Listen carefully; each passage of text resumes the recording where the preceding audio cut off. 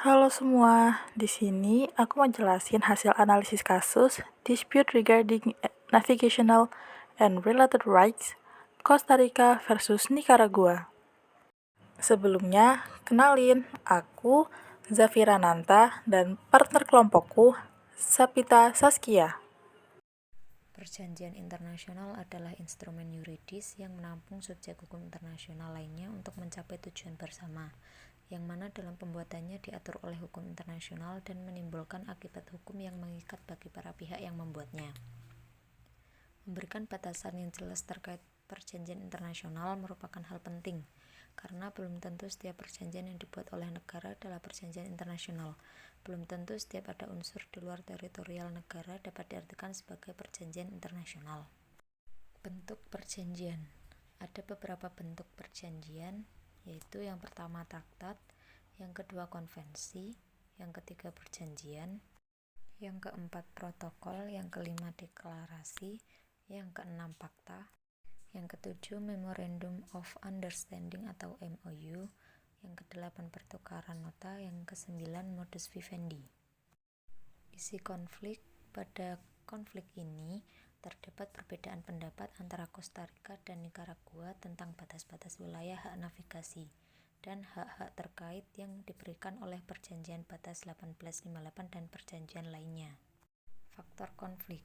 Ada beberapa faktor konflik yang mempengaruhi pada konflik ini, yaitu yang pertama, sejarah dan traktat 1858, kedua, kedaulatan dan pengaturan navigasi, yang ketiga, kepentingan ekonomi, yang keempat, kepentingan lingkungan dan pariwisata, yang kelima, isu keamanan dan imigrasi, yang keenam, hubungan diplomatik dan politik, ketujuh, penduduk lokal dan kepentingan sosial, dan kedelapan, peran organisasi internasional.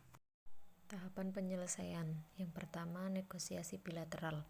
Dalam negosiasi ini, mereka berusaha mencapai kesepakatan mengenai interpretasi dan penerapan Traktat Perbatasan 1858. Yang kedua, gagalnya negosiasi dan peningkatan ketegangan. Ketika negosiasi bilateral tidak berhasil menyelesaikan perselisihan, ketegangan meningkat.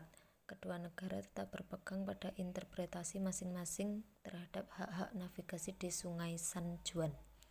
Yang ketiga, pengajuan kasus ke Mahkamah Internasional atau ICJ. Pada 29 September 2005, Costa Rica memutuskan untuk mengajukan sengketa ini ke Mahkamah Internasional atau ICJ untuk mendapatkan penyelesaian hukum yang definitif. Dalam pengajuan ini, Costa Rica meminta ICJ untuk menentukan hak-haknya di bawah Traktat 1858, khususnya terkait dengan hak navigasi di Sungai San Juan.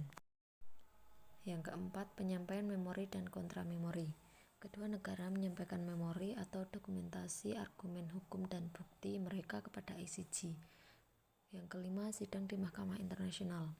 ICJ mengadakan sidang lisan pada Maret 2009 di mana kedua pihak menyampaikan argumen mereka di hadapan para hakim.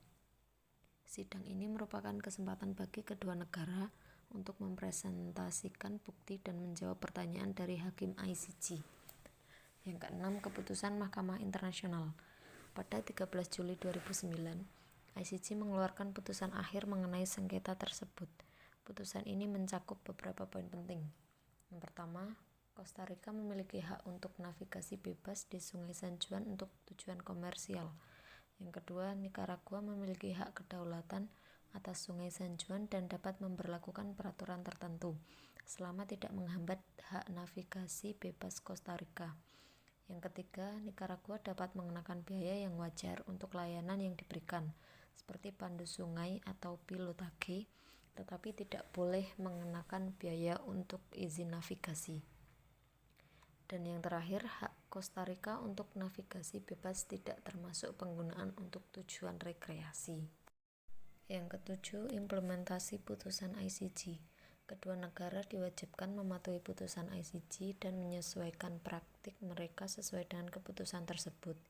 Implementasi putusan ini membutuhkan kerjasama berkelanjutan antara Costa Rica dan Nicaragua. Yang kedelapan, pemantauan dan penyesuaian. Setelah putusan ICJ, kedua negara tetap terlibat dalam dialog dan kerjasama untuk memastikan implementasi yang tepat dari keputusan tersebut.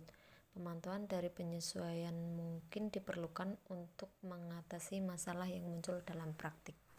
Mekanisme penyelesaian konflik. Mekanisme penyelesaian konflik sengketa mengenai hak navigasi dan terkait Costa Rica dengan Nicaragua yaitu: yang pertama, pengajuan sengketa ke Mahkamah Internasional atau ICJ; yang kedua, tahap tertulis dan lisan; yang ketiga, pemeriksaan bukti dan argumen oleh ICJ; yang keempat, putusan ICJ; dan yang kelima, implementasi putusan. Dari hasil analisis kelompok kami memiliki pendapat bahwa kasus Dispute Regarding Navigational and Related Rights Costa Rica versus Nicaragua, sengketa ini menggunakan perjanjian bilateral sebagai dasar utama konflik. Perjanjian yang dimaksud adalah Perjanjian Traktat Cañes-Xeres 1858 yang merupakan perjanjian bilateral antara Costa Rica dan Nicaragua. Traktat Cañes-Xeres 1858 adalah sebuah perjanjian yang dibuat oleh kedua negara untuk menetapkan batas-batas wilayah dan hak-hak terkait, termasuk hak navigasi di Sungai San Juan.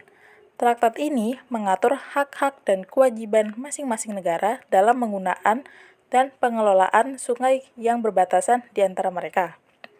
Dalam konteks sengketa ini, kedua negara memiliki interpretasi yang berbeda terhadap ketentuan-ketentuan dalam traktat tersebut, khususnya mengenai hak navigasi dan pengaturan terkait di Sungai San Juan.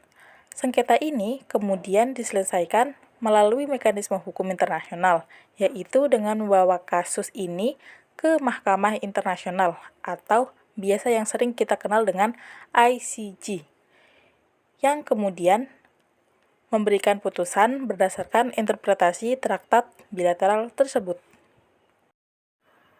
Segitu dulu penjelasan dari kami tentang analisis kasus Dispute Regarding Navigational and Related Rights Costa Rica versus Nicaragua. Semoga teman-teman paham dan video ini jadi bermanfaat ya. Bye-bye!